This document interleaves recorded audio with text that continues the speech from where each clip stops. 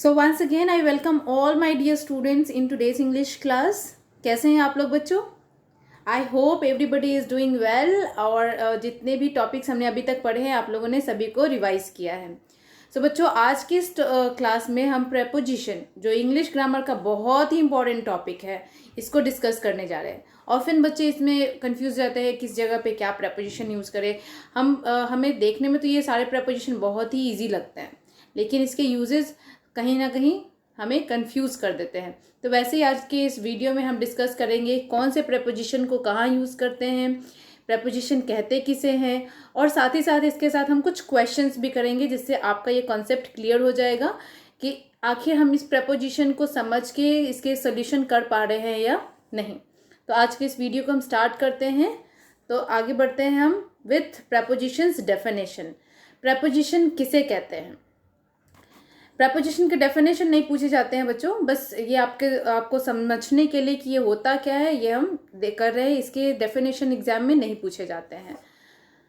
जैसे यहाँ लिखा हुआ है preposition is a word shows relationship between the noun at the end of the phrase and at the word it modifies. Okay, so यहाँ बोला गया है प्रेपोजिशन होता क्या है. प्रेपोजिशन इज अ वर्ड जो एक नाउन और प्रोनाउन और किसी भी अदर वर्ड्स के बीच में, फ्रेजेस के बीच में रिलेशन बताए. कैसा रिलेशन?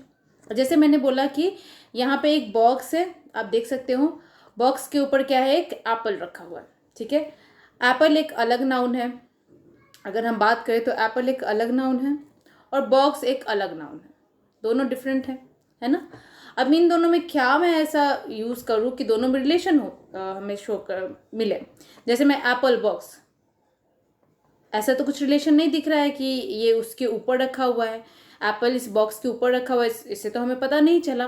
तो प्रेपोजिशन ये सारे जो नाउन्स होते हैं इनके बीच क्या बताते हैं, रिलेशन बताते हैं. अब कैसे ये देख सकते हैं आप यहाँ देख सकते हो कि ये क्या है, ये बच्चा इस बॉल के ऊपर है, इसके कांटेक्ट में नहीं है. कांटेक्ट मतलब इससे टच नहीं हुआ है ये, ठीक है, लेकिन इसके ऊपर है. तो ऐसे सेंटेंस में हम क्या यूज़ करते हैं, अबव, जो वर्टिकली ऊपर तो हो लेकिन उसके कांटेक्ट में ना हो, तो इसके लिए क्या यूज़ करते हैं हम, अबव.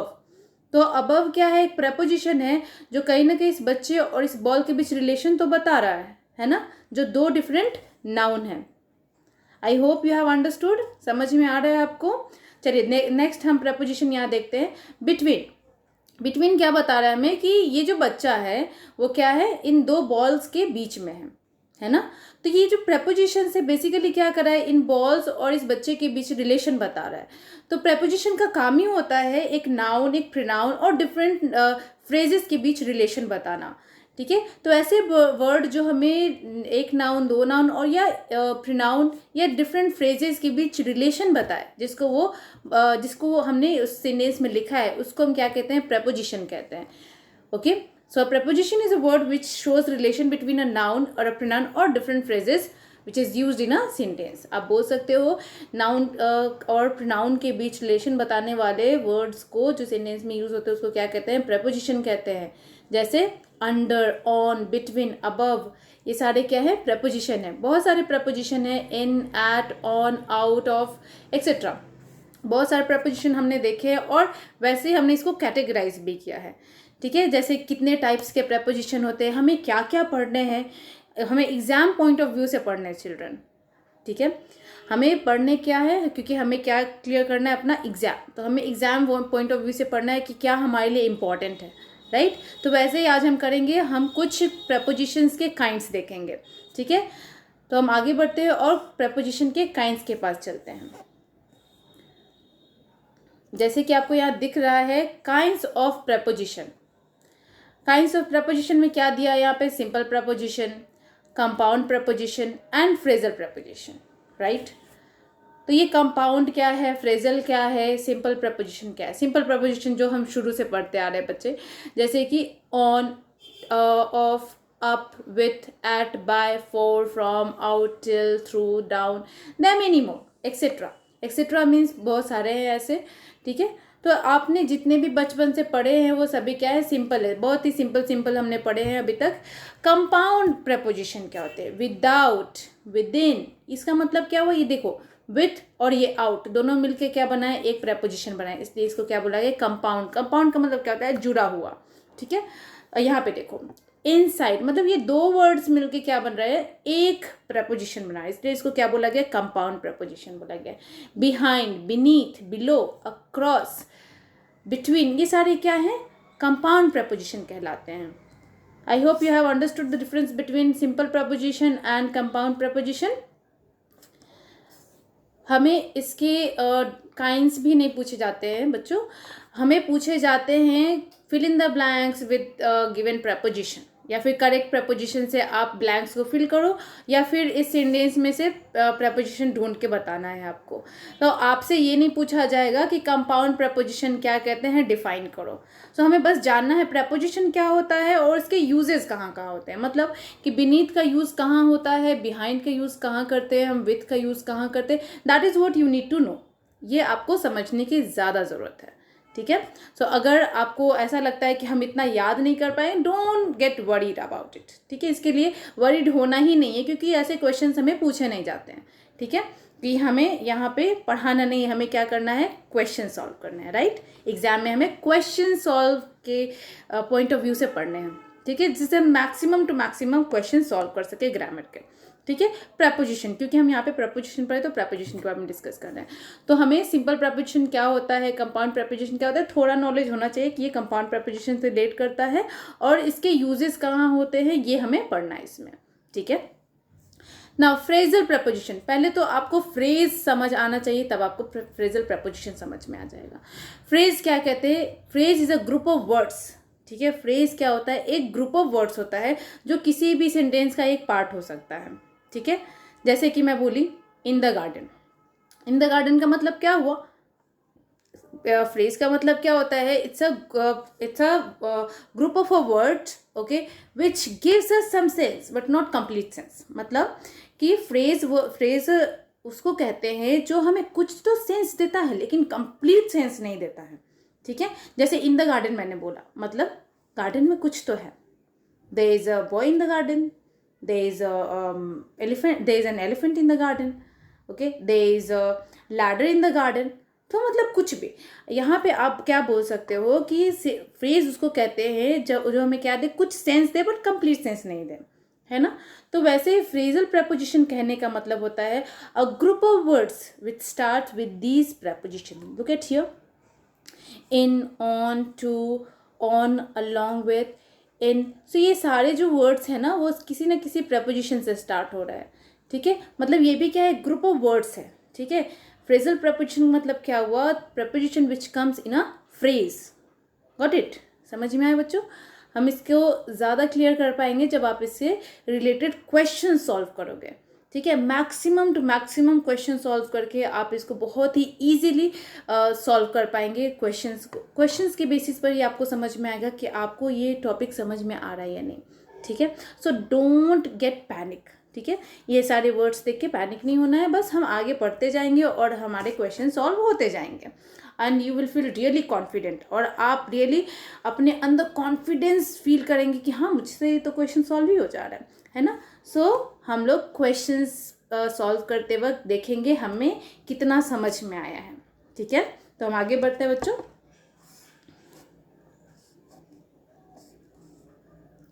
ओके, सो पहला हमारा प्रपोजिशन जो है यहाँ पे है preposition of time. Preposition of time कहने का मतलब टाइम के अकॉर्डिंग क्या क्या हम प्रपोजिशन का यूज़ करते हैं, ठीक है। चलिए, तो हमारा पहला प्रपोजिशन यहाँ पे eight, on and then in. हम ये तीन प्रपोजिशन के बारे में पढ़ने जा रहे हैं, ठीक है। पहले हम इसे पढ़ेंगे ऐट के बारे में। तो ऐट का यूज़ कहाँ करते हैं, ऐट का यूज़ करते हैं हम डेफिनिट पॉइंट ऑफ टाइम के लिए और इनडेफिनिट पीरियड के लिए। सबसे पहले तो आपको पॉइंट ऑफ टाइम और पीरियड के बारे में पता होना चाहिए कि ये पॉइंट ऑफ टाइम और पीरियड क्या होता है। पॉइंट ऑफ टाइम का मतलब एग्जैक्ट पॉइंट ऑफ टाइम, मतलब कि अगर मैंने 5 बजे बोला तो 5 बजे एग्जैक्ट, ठीक है। अगर मैंने 6 बजे बोला है तो एग्जैक्ट 6 बजे, ठीक है। अगर मैंने बोला है इस प्लेस पे तो इस प्लेस, मतलब एग्जैक्ट पॉइंट ऑफ टाइम, उसी जो तय किया हुआ टाइम है उसी टाइम पे। पीरियड ऑफ टाइम का मतलब थोड़ा ड्यूरेशन वाला जगह, जैसे कि मैंने बोल लिया एट नाइट, तो नाइट में कभी भी, है ना। At dawn, in the morning, तो मॉर्निंग में कभी भी, ठीक है। तो पीरियड ऑफ टाइम मतलब कि थोड़े ड्यूरेशन में, ठीक है। मान लो 2 घंटे के लिए, तो कौन सा 2 घंटा यहाँ क्लियर नहीं है। तो यहाँ पे हम इंडेफिनिट पीरियड, मतलब जो पीरियड पता ना हो आपको, जगह उस टाइम के बारे में पता ना हो, आज का नाइट या कल का नाइट, आज का मॉर्निंग कल का मॉर्निंग नहीं पता है, लेकिन एट 5 PM मतलब आपको पता है एग्जैक्ट 5 ही बजे, ठीक है। तो ऐसे एट का यूज़ क्या किस लिए करते हैं हम लोग, पॉइंट ऑफ टाइम को डिनोट करने के लिए और इंडेफिनिट पीरियड के लिए। जैसे कि आप यहाँ पे देख सकते हो एट 5 PM मतलब एग्जैक्ट 5 बजे। एट मिडनाइट, मिडनाइट का मतलब है ये एग्जैक्ट पॉइंट ऑफ टाइम को डिनोट करता है, क्योंकि मिडनाइट मतलब रात के सीधे मिडिल में। तो यहाँ पे क्या हो जाएगा, बोलने की कोशिश की जा रही है यहाँ पे 12 AM मतलब 12 बजे बोलने की कोशिश की है, तो यहाँ पे at midnight point of time में होगा, ठीक है। और at night, at dawn, morning का, इवनिंग का जो ड्यूरेशन होता है वो सारे क्या है, पीरियड ऑफ टाइम है। आप नहीं बोल सकते रात को अगर हमने टाइम डिनोट कर दिया देन वी कैन से कि हाँ 8 बजे, रात के 8 बजे, लेकिन जब रात में बोला मैं तो रात के किसी भी टाइम में हो सकता है, तो ये इंडेफिनिट पीरियड है। रात काफ़ी लंबी होती है तो वहाँ पे इंडेफिनिट पीरियड है, तो इस ऐसे वर्ड्स के लिए भी हम लोग एट का यूज़ करते हैं। आई hope you all have understood children. चलिए अब हम आगे बढ़ते हैं और ऑन को डिस्कस करते हैं। On is used with days and dates, ये बहुत ईजी है लर्न करना। ऑन का यूज़ हम किस लिए करते हैं, डेज को डिनोट करने के लिए और डेट्स को डिनोट करने के लिए। डेज का मतलब दिन को डिनोट करने के लिए और डेट्स का मतलब क्या होगा, जो भी तारीख है उसको डिनोट करने के लिए हम ऑन का यूज़ करते हैं। जैसे ऑन सैटरडे मतलब शनिवार को, ऑन 17 जून मतलब 17 जून को, ऑन द स्पोर्ट्स डे मतलब किसी पर्टिकुलर डे के बारे में बात की जा रही है, स्पोर्ट्स डे के दिन, ठीक है। तो ये एक पर्टिकुलर डेट है स्पोर्ट्स डे, इसलिए हम इसको क्या यूज़ करेंगे इसके साथ, on. Okay, on a December afternoon मतलब एक एग्जैक्ट दिसंबर का डे बता दिया गया, ऑन अ डिसम्बर आफ्टरनून। तो यहाँ पे किसी एक दिसंबर की किसी एक डेट को डिनोट किया जा रहा है, तो यहाँ पे क्या यूज़ करेंगे, हम ऑन का यूज़ करेंगे। I hope you all have understood children. So shall we move ahead, हम आगे बढ़ते हैं। ओके, आगे हम बढ़ते हैं और डिस्कस करते हैं इन का यूज़ कहाँ करते हैं। तो in is used with parts of days and with months, with years, season. ये बहुत ही इंपॉर्टेंट है। इनका यूज़ क्या करते हैं हम, कहाँ कहाँ करते हैं, पार्ट्स ऑफ डेज में। जैसे कि आप नहीं बोल सकते हो एक दिन में बहुत सारे पार्ट्स होते हैं, जैसे मॉर्निंग होता है, आफ्टरनून होता है, इवनिंग होता है, सो बहुत सारे पार्ट्स हैं एक दिन के, है ना। अगर मैंने बोला कि I will meet you in the evening, मतलब आप मॉर्निंग में तो मिलेंगे नहीं जाके उससे, सुबह सुबह नहीं मिलेंगे, मतलब कि एक टाइम हमने क्या किया, इस एक दिन को कई पार्ट्स में डिवाइड कर रखा है हमने, ठीक है। मैं तुमसे इवनिंग में मिलूँगा, तो इवनिंग क्या हो गया, हमारे डे का एक पार्ट हो गया। तो जब हम डे को डिवाइड करते हैं पार्ट्स में, तो उसके लिए हम क्या यूज़ करते हैं, इनका यूज़ करते हैं, ठीक है। वैसे ही मंथ्स के लिए भी, मंथ्स हमारे पास 12 मंथ्स है, तो किसी एक पर्टिकुलर मंथ्स के लिए भी हम लोग क्या यूज़ करते हैं, इनका यूज़ करते हैं। ईयर्स के लिए भी, मतलब पूरे साल में, मतलब इन जून कहने का मतलब जून के उन 30 डेज़ को हमने डिनोट किया है, ठीक है। इन 1947 मतलब कि 1947 में जो भी इंसिडेंट हुआ है उसको मुझे डिनोट करना है यहाँ पे, तो हम क्या यूज़ करेंगे, इनका यूज़ करेंगे। इन विंटर्स, विंटर्स का मतलब विंटर्स भी एक महीने का नहीं होता है, ड्यूरेशन है उसका, तो उसके लिए भी क्या यूज़ करते हैं, हम इनका यूज़ करते हैं। I hope, really hope that आप लोग सभी को समझ में आ रहा है बच्चों। अगर आपको कोई भी डाउट हो आप मुझे टेक्स्ट कर सकते हैं इसके लिंक के नीचे, ताकि मैं समझ सकूं whether you have understood it और नॉट। जब कुछ भी दिक्कत होगा तो आप रियली मैं जानना चाहूँगी क्या दिक्कत आ रही है बच्चों को, और मैं अपनी तरफ से पूरी कोशिश करूँगी कि आपको कोई भी डाउट ना रहे। और साथ ही साथ हम क्वेश्चंस भी करेंगे, कुछ क्वेश्चंस करेंगे जिससे कि आपके कॉन्सेप्ट क्लियर हो जाए, आपको समझ में आया नहीं आया, आप खुद से आप ये चैलेंज ले सकते हो क्वेश्चंस को सॉल्व करके। Thank you. अब हम आगे बढ़ते हैं। ओके, तो यहाँ पे आया हमारे पास where do we use for, since, from. Okay, कहाँ कहाँ हम फॉर यूज़ करते हैं, कहाँ सिंस यूज़ करते हैं और कहाँ फ्रॉम यूज़ करते हैं। तो कहाँ कहाँ यूज़ करते हैं हम लोग, फॉर सजेस्ट ड्यूरेशन, ड्यूरेशन में हम क्या यूज़ करते हैं, फॉर का यूज़ करते हैं। सिंस का यूज़ हम लोग एग्जैक्ट पॉइंट ऑफ टाइम के लिए करते हैं। फ्रॉम का यूज़ हम लोग किसी स्टार्टिंग पॉइंट से करते हैं। अब हम सेंटेंस भी देखते हैं ताकि हमें समझ में आए। जैसे मैंने बोला एक ड्यूरेशन, जैसे मैं 2 घंटे से वेट कर रही हूँ, अब मैं 2 घंटे से वेट कर रही हूँ, कौन से 2 घंटे से वेट कर रही हूँ, नहीं पता। ठीक है, तो यहाँ पे क्या बताया मैंने ड्यूरेशन बताया है। तो ड्यूरेशन बताते वक्त क्या यूज़ करते हैं हम लोग, फॉर का यूज़ करते हैं। जैसे I am waiting for 2 hours, okay, he has gone there for 2 hours, मतलब वो वहाँ 2 घंटे के लिए गया है। कौन से 2 घंटे के लिए, मैंने ये बिल्कुल नहीं बताया यहाँ पे, ठीक है। लेकिन अगर मैं ऐसा बोलूँ, आई am waiting here since 4 o'clock, तब आपको समझ में आ जाए कि मैं 4 बजे से यहाँ वेट कर रही हूँ। तो एग्जैक्ट पॉइंट ऑफ टाइम का यूज़ किया मैंने, है ना। So exact point of time के लिए हम लोग क्या यूज़ करते हैं, सिंस का, और पीरियड ऑफ टाइम के लिए क्या यूज़ करते हैं हम, फॉर का। गॉट इट बच्चों, ओके। फ्रॉम का यूज़ हम कहाँ करते हैं, स्टार्टिंग पॉइंट के लिए। जैसे कि मैंने बताया, मैं कोई काम स्टार्ट करने वाली हूँ, तो मेरा मीटिंग 9 बजे से लेकर 11 बजे से तक चलने वाला है। तो मतलब फ्रॉम 9 AM टिल 11 AM, मतलब कि 9 AM से लेकर 11 AM तक क्या चलने वाला है, मेरा मीटिंग चलने वाला है। तो वैसे कंडीशन में क्या यूज़ करेंगे हम, फ्रॉम, क्योंकि हमारा स्टार्ट कब से हो रहा है, 9 AM से। तो स्टार्टिंग पॉइंट के लिए क्या यूज़ करते हैं हम, फ्रॉम यूज़ करते हैं। और एंड पॉइंट के लिए हम according to the sentence whatever you want to add you can add. जैसे कि फ्रॉम 9 AM टू 11 AM, मतलब कि एग्जैक्ट 11 AM में ख़त्म हो जाएगा। अनटिल, टिल का भी यूज़ करते हैं हम लोग, मतलब वहाँ तक ख़त्म हो जाएगा, ठीक है, ओके। यहाँ पे कुछ एग्जाम्पल्स लिखे गए, वो मैं रीड कर देती हूँ ताकि आपको समझ आए और अच्छे से। Mrs Chauhan taught at this school for 2 hours, मतलब वो 2 साल पढ़ाई। कौन से 2 साल ये डिनोट नहीं किया गया, बस पीरियड ऑफ टाइम बताया कि कितने सालों पढ़ाई है। नेक्स्ट है, counting of words has been in progress since morning, मतलब मॉर्निंग, मतलब मैंने जैसे बताया क्या है, हमारे जो डेज है वो पार्ट्स में डिवाइडेड है, तो मॉर्निंग में ही, मतलब एग्जैक्ट है, एग्जैक्ट पॉइंट ऑफ टाइम की बात कर रही हूँ मैं उसमें, कि मॉर्निंग से वो स्टार्ट किया गया वोटिंग का, और अभी तक वो प्रोग्रेस में, मतलब वो चल रहा है। Okay, the principal has been addressing the assembly since 8 o'clock, मतलब 8 बजे से जो प्रिंसिपल है वो एड्रेस करे असेंबली, मतलब असेंबली में भाषण दे रहे हैं या जो भी कर रहे, वो असेंबली में 8 बजे से लेक्चर दे रहे हैं, एड्रेस कर रहे हैं, मतलब लोगों को बोल रहे हैं या सुन रहे हैं। ओके, नेक्स्ट चलते हैं हम। A written test will be held from 9 AM to 11 AM, मतलब कि जो लिखने का टेस्ट है, रिटन टेस्ट है, वो 9 बजे से लेके 11 बजे तक चलेगा, ठीक है। We were at Manali from 18th to 24th June, मतलब कि 18 तारीख से 24 जून तक हम कहाँ थे, मनाली में थे, ठीक है। तो आप ऐसे सेंटेंसेस को समझ सकते हो बच्चों कि कहाँ कहाँ यूज़ करते हैं, for period of time, since for point of time, and from for starting point, मतलब स्टार्ट करने के लिए किसी सेंटेंस को हम क्या यूज़ करते हैं, फॉर का यूज़ करते हैं। अब हम आगे बढ़े, चलिए हम आगे बढ़ते हैं। सो यहाँ क्या बताया गया हमें, दूसरा है हमारा नेक्स्ट प्रपोजिशन है ड्यूरिंग, इन, विद इन, और विद इन का यूज़ कहाँ करते हैं। चलो करते हैं आगे हम। सो हमारा फर्स्ट है इसमें ड्यूरिंग का यूज़ कहाँ करते हैं।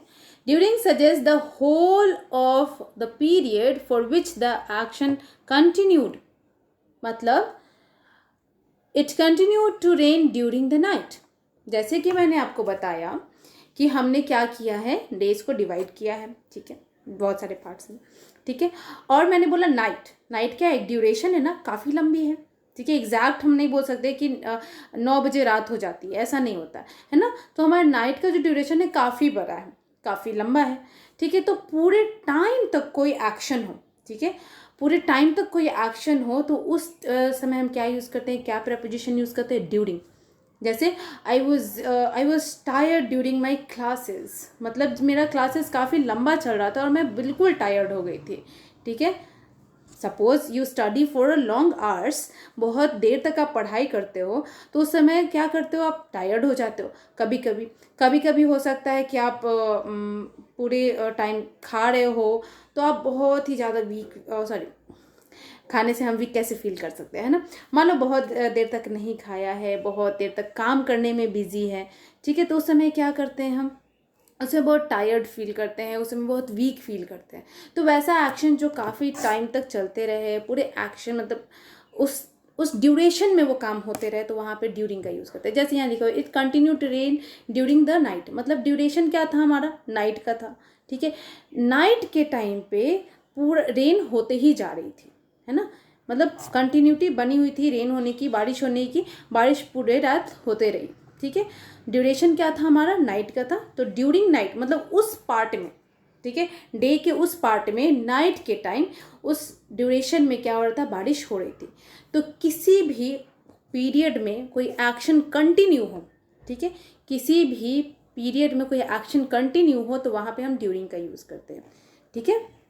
जैसे मैं नेक्स्ट एग्जांपल, जैसे मैं अपना एक्सपीरियंस से बताती हूँ। जैसे I was getting a call during my classes, मतलब कि जब मैं पढ़ रही थी, जब मेरा क्लासेस चल रहा था उस समय मुझे कॉल आ रहा था, ठीक है। तो मेरा क्या काम हो रहा था, कौन सा पीरियड चल रहा है मेरा, मेरा पीरियड था जब मैं क्लासेस अटेंड कर रही थी। मेरे क्लास अटेंड करने के टाइम क्या हो रहा था, वहाँ पे मुझे कॉल आ रहा था, मतलब ड्यूरिंग उस ड्यूरेशन में, ठीक है, उस ड्यूरेशन में जब वो एक्शन हो रहा था वहाँ पे क्या यूज़ करेंगे हम, ड्यूरिंग का यूज़ करेंगे ना। नेक्स्ट और भी ज़्यादा है, ड्यूरिंग का यूज़ कहाँ कहाँ करते हैं।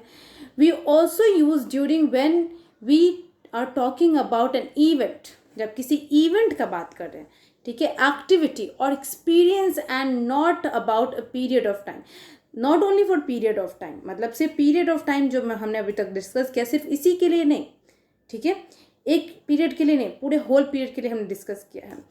वैसे ही हम इसका यूज़ किसी इवेंट के लिए भी करते हैं, एक्टिविटी और किसी एक्सपीरियंस के लिए करते हैं। जैसे मैंने अभी एक्सपीरियंस अपना शेयर किया है, I was getting a call during my classes, मतलब मेरे क्लास के ड्यूरेशन के टाइम क्या हो रहा था, मुझे कॉल आ रहा था, सो आई वॉज गेटिंग डिस्टर्ब्ड, मुझे डिस्टर्बेंस हो रही थी। तो वैसे ही क्या करते हैं, इवेंट के लिए, किसी एक्टिविटी के लिए भी हम ड्यूरिंग का यूज़ करते हैं। Okay, here it should be take children. Okay, I could not take your call for you called me during the meeting. It should be small d. Okay, तो क्या बोला गया यहाँ पे, I could not take your call, मैं तुम्हारा call नहीं ले सकता था, क्यों, क्योंकि उस समय उसकी मीटिंग चल रही थी, ठीक है। Call me during the meeting मतलब एक एक्टिविटी हो रही थी वहाँ पे, मीटिंग चल रही थी, इवेंट हो रहा था, मीटिंग चल रही थी। तो मीटिंग के ड्यूरेशन में कॉल आना बहुत ही उसको दिक्कत हो रही थी, इसलिए उसने क्या बोला कि वो उसका कॉल नहीं ले सकता था, क्योंकि उसका कॉल कब आ रहा था, मीटिंग के ड्यूरेशन में आ रहा था। तो किसी ड्यूरेशन के लिए, एक्टिविटी के लिए, इवेंट के लिए हम ड्यूरिंग का यूज़ करते हैं। ओके, नेक्स्ट है हमारा प्रपोजिशन इन, विद इन। इन का यूज़ कहाँ करते हैं, विद इन का यूज़ कहाँ करते हैं। सो इन का यूज़ करते हैं एट द एंड ऑफ, मतलब कि लास्ट तक, अगर ग्राफ से शो करे तो लास्ट, मान लो कि यहाँ पे 8 बज रहा है, ठीक है, 8 बज रहा है या कुछ भी, मान लो एंड ऑफ द वीक है, ये ज़्यादा अच्छा होगा आपको समझना, एंड ऑफ द वीक है, not 8 o'clock, just wait for a minute. ये ग्राफ है और मैंने मान लिया ये एंड ऑफ द वीक है, मतलब ये आपका संडे है, ठीक है, ये आपका संडे है, ठीक है। संडे को मान लो कि आपको आपके स्कूल से असाइनमेंट मिला है और आपको मंडे को स्कूल जाना है, ठीक है, मंडे को स्कूल जाना है, तो आपके पास स्टिल संडे टाइम है, ठीक है, संडे तक आपको कंप्लीट करना है आपका वर्क, ठीक है। संडे तक ये कंप्लीट करना है वर्क, मतलब इसके आगे आप एक्सीड नहीं कर सकते हो, है ना। सो इन का यूज़ क्या होता है, एट द एंड ऑफ, मतलब इस एंड तक, मतलब कि एंड संडे तक आपको कंप्लीट कर लेना है वर्क, है ना। So I will be able to finish this assignment in a week, मतलब एक वीक के अंदर मुझे कंप्लीट कर लूँगा मैं अपना वर्क। विद इन का मतलब होता है उससे पहले, ठीक है, मतलब उस ड्यूरेशन के अंदर ही, हो सकता है 2 दिन पहले कर लूँ, हो सकता है 1 दिन पहले कर लूँ, मतलब उसके अंदर ही, उस वीक के अंदर ही मैं अपना वर्क कंप्लीट कर दूँगा, ठीक है, उसको कहते हैं with in. So with in का यूज़ कहाँ करते हैं हम लोग, I will be able to finish this assignment within a week, मतलब एक वीक के अंदर मैं वो काम कर लूँगा, ठीक है। मतलब ये अगर यहाँ पे एंड ऑफ द वीक है तो इसके अंदर, मतलब इस यहाँ तक पहुँचने की ज़रूरत नहीं पड़ेगी, वो विद इन दिस वीक वो कंप्लीट कर लेगा अपना असाइनमेंट, तो वहाँ पे हम लोग विद इन का यूज़ करते हैं। गॉट इट बच्चों? Okay, let's move ahead. Now the next preposition is until and by. Where do we use until and where do we use by? That is really very important now. So until, the action should be action, the action continues up to a certain moment, मतलब किसी एक certain moment पे जब action continue हो, जैसे कि अगर बोला गया यहाँ पे, इस बच्चे को बोला गया please wait here until I come back, मतलब उस पॉइंट तक, उस समय तक रुकना है यहीं पे जब तक मैं ना आ जाऊँ वापस। ठीक है, इस बच्चे को बोला गया है क्या, इस बच्चे को बोला गया है कि तुमको यहीं रुकना है जब तक मैं वापस ना आ जाऊँ। तो इस कंडीशन में उस पॉइंट तक इसको रुकना है, उस समय तक रुकना है जब तक कोई भी इसका पेरेंट्स ना आ जाए। ठीक है, सो यहाँ पे क्या यूज करेंगे वैसे केस में, until. Got it? Now next our preposition is the action will happen at or before a certain future moment. तो वहाँ पे क्या यूज करेंगे, by. जैसे कि I'll return your camera by Saturday evening. मतलब the action will happen at, मतलब मान लो सैटरडे इवनिंग बोला गया तो या तो इस सैटरडे इवनिंग तक कंप्लीट हो जाएगा।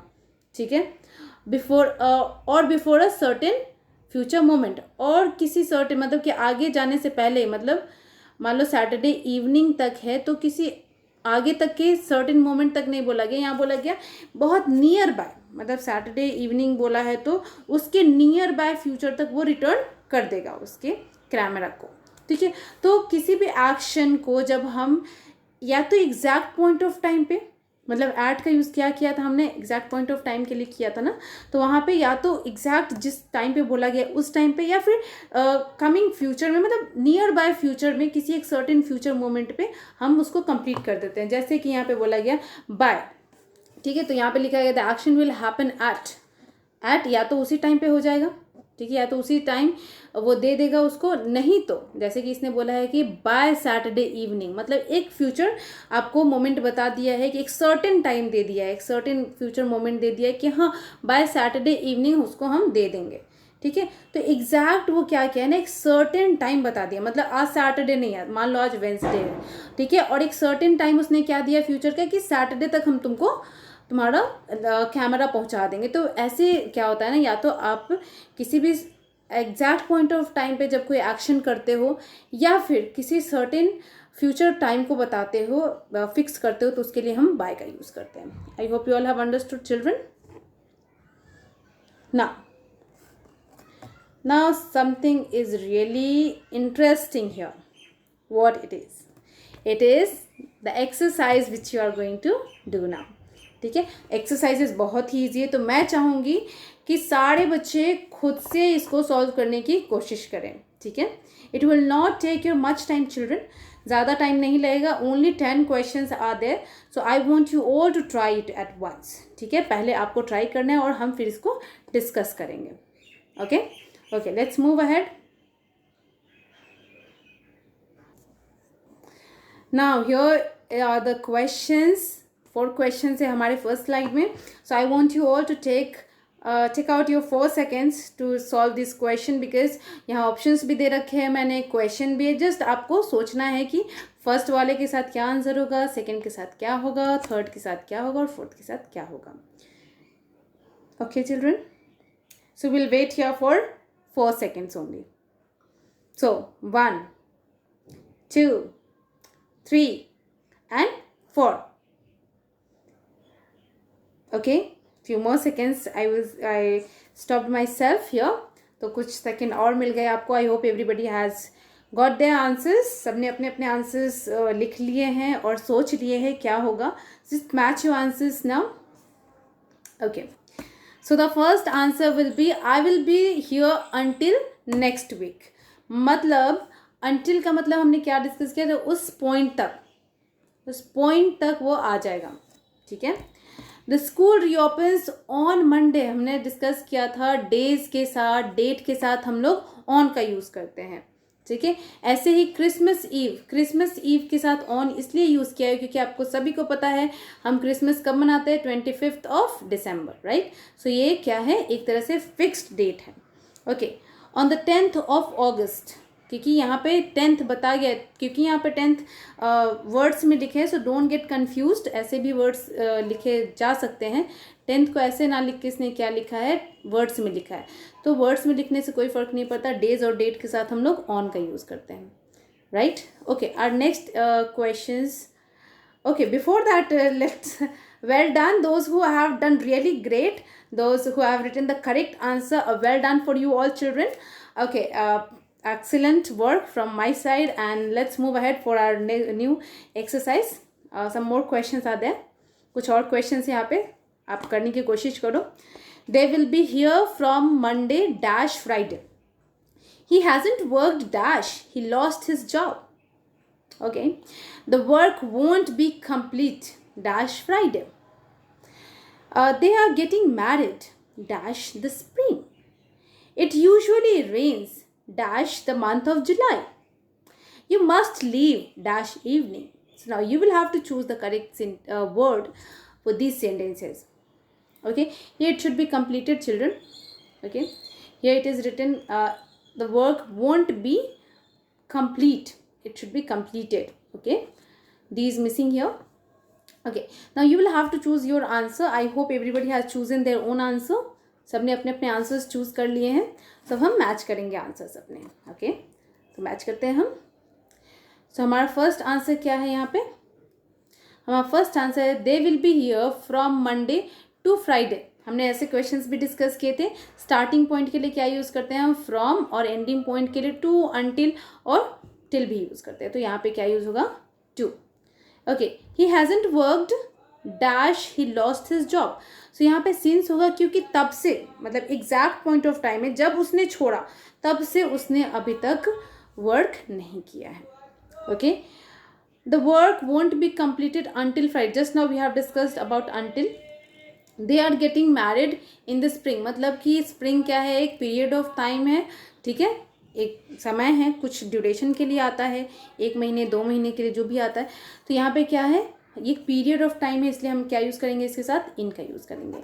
Now it usually rains in the month of July. जुलाई भी क्या है? एक पीरियड ऑफ टाइम है, तो इसके साथ इन का यूज़ करेंगे हम. ओके. नाउ बाय इवनिंग, जैसे अब भी हमने डिस्कस किया था अबाउट कैमरा. कैमरा वो कब तक रिटर्न कर देगा? नेक्स्ट सैटरडे तक रिटर्न कर देगा. So you must leave by evening. मतलब कि इवनिंग होने तक क्या करना है? उसको चले जाना है उस टाइम तक. ठीक है. सो अब मुझे देखना है आप लोगों ने कितनों ने सही आंसर्स किए. I hope everybody has understood. Okay. Whatever question you have solve. Okay. सभी ट्राई करें, maximum to maximum question solve करने की कोशिश करो, और इससे पता चलेगा कि कितना आप लोगों को समझ में आया है. बच्चों, ये फर्स्ट वीडियो हमारे प्रेपोजिशन का. हम लोग इसके सेकंड वीडियो में और भी ज़्यादा प्रेपोजिशन के बारे में पढ़ेंगे, क्योंकि हमारे पास बहुत सारे प्रेपोजिशंस अभी हमने देखे थे. Compound preposition and phrasal preposition. Will be discussing all those in the next video. Okay. So first of all let's again congratulate to you all those who have really done great. Okay, great job children. जिसके answers सही है सबके लिए congratulations. Okay, well done. Okay, good. And from my side, well done, excellent, everything. Okay, जिसके सारे answers सही है. ठीक है. जिसने बहुत अच्छा नहीं किया, कुछ अच्छा किया, उसके लिए गुड. जिसने थोड़ा अच्छा किया उसके लिए वेल डन. एंड जिसने बहुत अच्छा किया, excellent, outstanding. Well done children. I hope you will be doing this, you will be going to put the same effort in all the classes. सारे क्लासेस में ऐसे ही एफर्ट पुट करोगे आप, और भी अच्छा करने की कोशिश करो, और सॉल्व करो maximum to maximum question. Okay children. Thank you so much children, and we'll be meeting in the next video with the next prepositions. Okay, thank you so much. Best of luck. Thank you children.